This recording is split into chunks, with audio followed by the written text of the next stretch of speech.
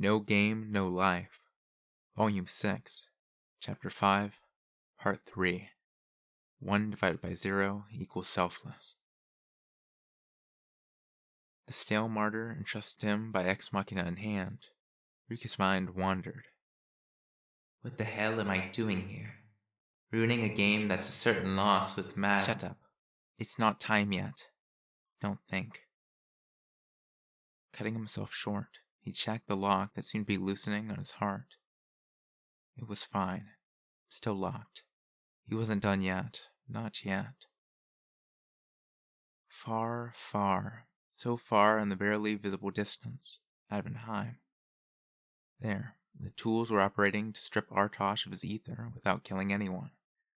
All he had to do was wait for the signal and pull the trigger. Then, a voice out of nowhere. No, a convulsion shaking the entire planet. O heavens, O earth, O all in every place, listen, the voice demanded. With the absolute roar of a true god, the strongest of the old day, it said, So this is defeat, I see. It was an enjoyable battle, such that it made mine heart boil. It went on as if convinced.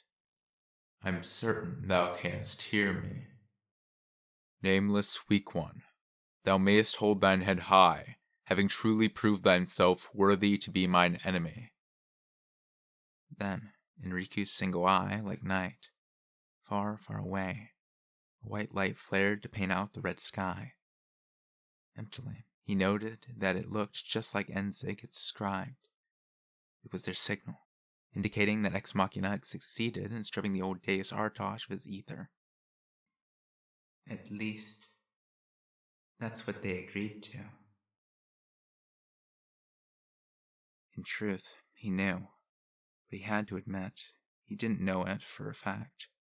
He shook his head at that and, alone, placed his finger on the trigger of Stale Martyr. None of the Ex Machinas would come back. Unaware of what that meant, no. Keep pretending you don't know. Just like Artosh must have known, but presumably never said the words.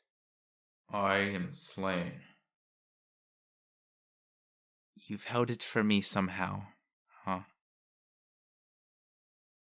Checking the lock on his heart, which seemed on the verge of breaking, Riku remembered the rules that he himself had set. 1. No one may kill. 2. No one may die. 3. No one must know. 4. All means are fair. Yes, there was a loophole in these rules. If he didn't recognize Ex Machinas, Fhew, as living beings, but tools. And no one knew what foul means the tools had employed. If he just pretended he didn't know, it wouldn't break the rules at all. Chuckling, Riku thought, now this is the height of sophistry and fraud. Fhew, an Ex Machina, had fallen back on a false premise. Knowing what this meant made it impossible for him to refuse. It was Fhew's wish from the heart. Letting go of each other's hands, the mistake that placed them in this overwhelmingly inferior position that guaranteed defeat. Checkmate might be beyond their reach, but this gave them one last move that could potentially earn a stalemate, gouging the planet and destroying the board in the process. Hence, Ex Machina's name for it. Stale Martyr. So now it's going to be a draw. Sorry, gods. Muttering, Riku gripped the trigger of the giant gun thrust into the ground like a stake, and pulled, with immediate results. Far taller than himself, Riku felt that stake start sucking up all the gods of heaven and earth, everything. A magnificent influx of power, at which point the buried muzzle erupted in light. 70% of the force that incinerated the continent and scorched the very planet. That power converged into a single striped beam and pierced the planet like a needle, penetrating its core and destroying the spirit corridors. From Riku's perspective, it all transpired in an instant. But in that same instant, He felt the lock in his heart explode. What part of this shit is a stalemate? How do you call this a draw? As if he'd literally come undone, light returned to his eyes, and Riku let all the emotions he'd locked away erupt. The lock broken, his heart could no longer be contained. How many had died? Shui's comrades. Living beings. Flugel. How the hell many had died? Deluding himself, pinning it on Shui's last wishes? The final sacrifice to end the war that demanded infinite sacrifice. Now that he was here, he wanted to murder the Riku that had come up with all those excuses. How is this a stalemate? You're just a shitty little bastard. A loser. You can squawk all you want about how it's what Shui wanted or whatever. But you have lost. Pathetically, Riku. Hey, Shui. What was I missing, I wonder? Yeah. He didn't have to ask. He knew. Hey, Shui. If you and me were 2 in 1. Yeah. Next time, I want to win, Shui. With you.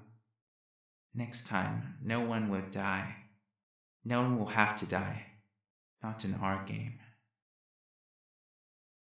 The planet's crust obliterated, its core gutted, the source of the spirit corridors detonated. The unfathomable power that had been unleashed moments before seemed like the prick of a pin by comparison. The power that forged the world, sufficient to blow it away without a trace, was unleashed. As it was being consumed, Riku saw it. Is that it? The Sunni asked her. Glowing, a star-shaped dodecahedron, its sides embossed with 5-pointed stars. It materialized where all the expelled power released converged. Huh, it really did appear to the winner. But when he stretched out his hand, Riku couldn't reach. Dropping his gaze, he chuckled. I see. Guess I won't be able to reach it. Having lost his right arm now, too, he had nothing to reach with. Besides, he hadn't won. In the glitter of the spirit corridors, as they spilled out power beyond measure, his body was swallowed, broken down, and his essence slipped away. When had it started? He finally realized now, after everything, as he shamelessly, pathetically gushed tears. The armless man covered in bandages, breaking down and sobbing like a little kid. I'm such a dork. He'd figured he might as well live awesomely and die the same. But here was his life, not a single victory to his name.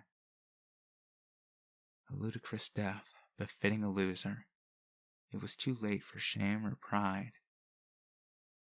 Hey, Shui, I've got a million things I regret. Sorry for being such a dopey husband. Countless regrets for the only things that flashed through his mind. The faces of the people he let die passed one by one. The sight of the 177 ghosts who'd indulged his arrogance elicited a guilt that threatened to crush him.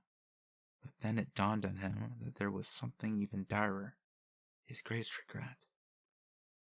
Mystifying even himself, he laughed aloud at his immeasurable disgrace. Damn it. I should have gotten down on my hands and knees and begged Koran if that's what it took to make love to you, Shui. Riku, virgin, 20, married, but dying without knowing the touch of a woman. When you think about it, isn't that kind of cool in its own way? Nah, guess not. Can't dress that up. In any case, it seemed he'd exist without dignity right to the bitter end. And at that point, why not go all the way, at the end? Throwing away his last shred of pride, he pleaded to a god. Hey, if gods are born from feelings, god of games, if the hand you already took, though this life of mine is rubbish, I offer you all I have. I'm praying for the first time in my life. Please. Belong to a loser and were too dirty to seize the astral grail, if they were too blood-soaked to hold the throne of the one true God. Please, I beg you, at least tell me our hearts meant something. It doesn't have to be me. It can be anyone. Just anyone. As long as they'll end this war. Anyone. Let them have it. The Sunniaster.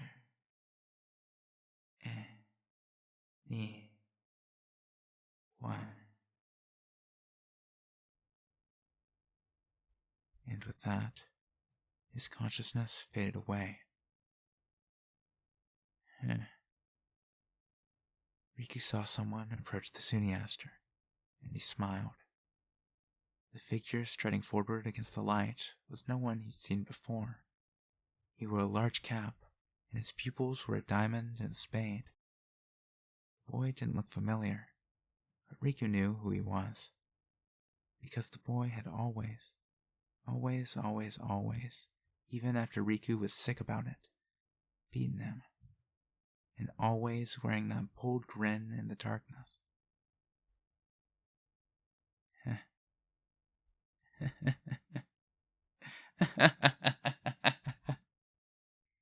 The hell? I knew it. You do exist, little bastard. Hey, let's play again. 'Cause this time, I'm gonna show you, alright. Together with Shui. I swear.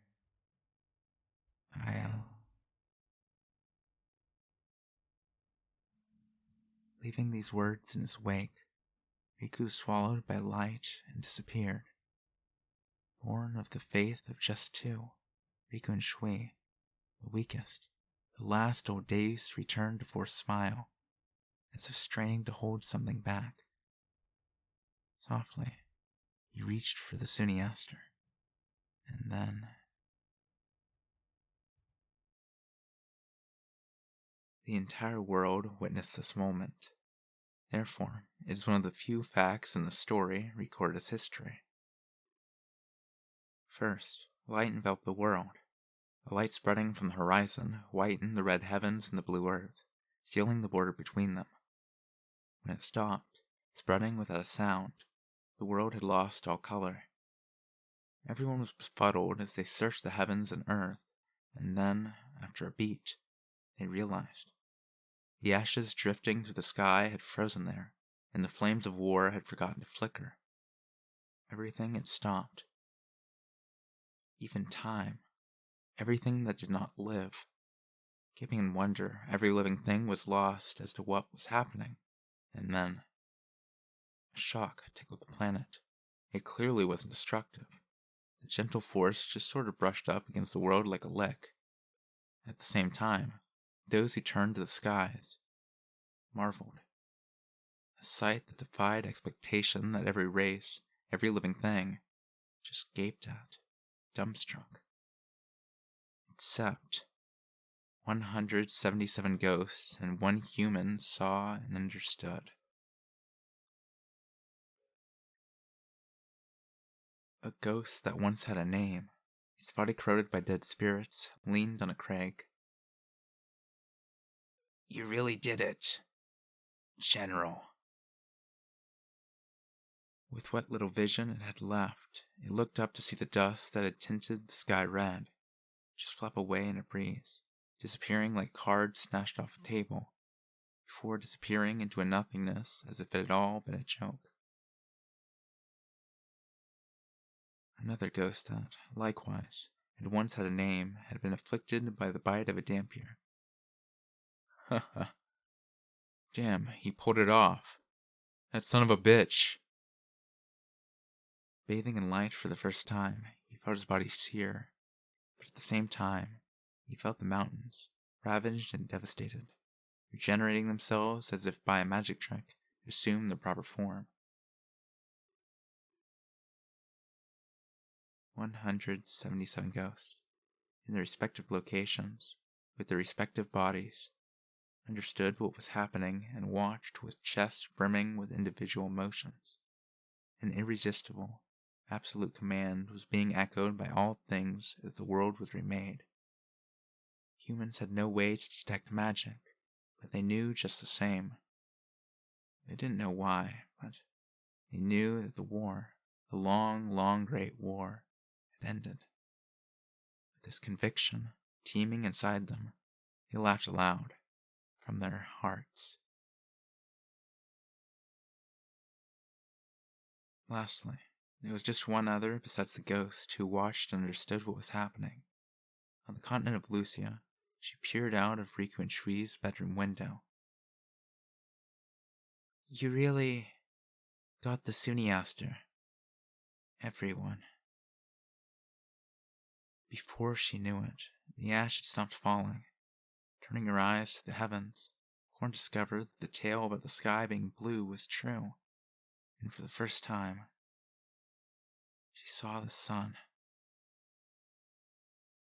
That's my darling little brother and sister. Despite closing her eyelids, the dazzling sunlight still stabbed through them, stinging her eyes. That had to be it. Riku, Shui, everyone. Her darling, darling brother and sister. Those two. Had really, really ended the eternal war. As their sister, as their loving sister. More than anyone, she could take pride.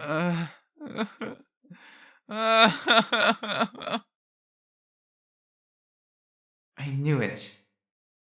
It's impossible. You know... Hey, Riku, Shui, your sister still can't take this. 'Cause you both made her a promise. And broke it. I said I didn't want to lose any more family. Why? How could you... Weeping at the absurdity, Korn called her siblings' names. Cradling the blue stone engraved with all their names, she shed pathetic tears and wondered. Why did it have to be them? Couldn't it have been me? Why can't I do anything? Fair enough. The long great war had ended. The days of cowering before death and grieving in despair were presumably over. In exchange, Korn had lost the one most important to her brother, and her sister whom her brother had loved. After that, what in the world was she left with? This is too much for me. Why does everyone leave me behind? Hey, Dola. Suddenly, her last conversation with Riku came rushing back to her. After hearing out Riku, who turned up with an ex machina, Enzig, in tow, Korn insisted. Don't! As she stared into those eyes as black as obsidian she thought she'd never see again, eyes that reflected no light, her brother went on undeterred. Then, if everything works out... I said don't! Didn't you hear me? Korn's hysterical scream cut him off. You've never called me by my full name before, not once! And now what? Watching his sister, Dola, wailing with tear-filled eyes, Riku continued. If everything works out, I think you'll see. And then... His gaze still black, Riku nevertheless summoned a pleading smile. The chessboard on the table. Can you move the white rook to e6 for me? Why don't you do it yourself? Dola clenched her fist as if it had taken everything to wring out those words. Really, she knew. Their relationship was not so shallow that she didn't understand what she was saying. Self-proclaimed or not, they were family. Their relationship was anything but shallow. But for that reason, she couldn't say it. That one thing, don't go. Because Riku and Shui. Riku peeled his attention away from Koron, turning it to the empty seat at the table in the room. Mirroring his vision, staring somewhere beyond where they stood, he muttered as if in prayer. Hey, God, if you're not just my hallucination and you really exist, will you remember that there was a hopeless twit who tried to eliminate war using games? He turned back to Koron. Dola. No. He bent to pick up his pack. Sister. Thanks for everything. And also. With that, he took his leave, his last words trailing behind him. Humans, next time, after. I leave it all to you. You're my sister, and I believe in you. Ruining her face with tears, Koron staggered to the table. Then, as per Riku's will, she placed the piece and muttered. Check. Mate. Isn't it, Riku? Wiping her tears with her sleeve, Koron stood. Much had been left her. Many things to do. She had no more time for crying. To ensure what Riku and others had created would not be for nothing, she first had to dispose of all the evidence that Riku and Shui, ghosts, had ever existed. Burn the records, the notes, the scrolls, everything. Wipe all evidence that Riku, Shui, the human race, had played a game in the shadows. She'd leave nothing. In the world to come, it would be the same, so no one could notice them. So they'd all believe humanity too weak to bother with. For next time, and the time after that. Looking down at the blue stone engraved with their 3 names, Koron mumbled. Hey, Riku, Shui. You two really are amazing. You know that? Sure, in the game that Riku had outlined, their deaths meant that, even in the most generous assessment, it had been a draw. They'd achieved their objective, but lost the game. But still, your sister thinks the same. You two are too amazing to believe. They challenged the gods, taken on the world. Never spotted and without a trace, they'd ended the eternal Great War in just 2 years. With no memories, no records, they would never become a legend. They wove a myth that could never be sung. For the people who came after. Was this defeat? It was impossible for Koron to see it that way. If it wasn't a feat, an epic victory, then what was it? But still, it's weird. Why?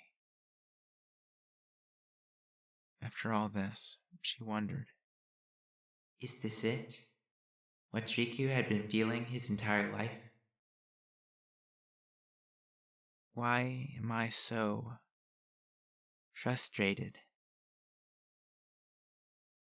She decided not to cry anymore. So, Koron just covered her face, leaning on the wall as she left the room. Because the game's not over. The empty room Koron had vacated. Who knows how long he'd been there? The boy wearing a large cap with a front brim. The boy with a mischievous smile and a star-shaped regular dodecahedron, Suniaster, floating beside him. He walked up to the chessboard, softly moved the black queen, and under his breath, he corrected Koron's mistake. It's not checkmate. It's check. But with this. Contemplating the board, the boy painted out in his mind all the moves he could conceivably make. Seeing that, no matter how he moved, the final result would be endless repetition. He grinned. You got me in perpetual check. That's the first time you forced me to a draw. To the end, to the bitter end, he'd never given up. Even from a position of overwhelming disadvantage, he said, At the very least, I'm gonna bite you hard, even here. Hey, let's play again.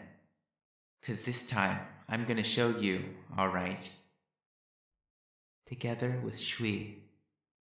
I swear. I'll... Recalling this, the boy, the old days born of the faith of just two, just as he was in those days when Rika was young, when he was still just the most powerful of gamers dwelling in the dark recesses of Rika's imagination, grinned, boldly and impudently, and held out the Suniaster. All intelligent life forms in this world were created by the old day, except for one, humans. O ye created of none, wished for by none, asked for by none, the only race that, by its own will, has stood from beasthood on its own 2 feet to seize wisdom, and that therefore has no name, O humans. Only they had succeeded in ending the futile, fruitless, fatuous war.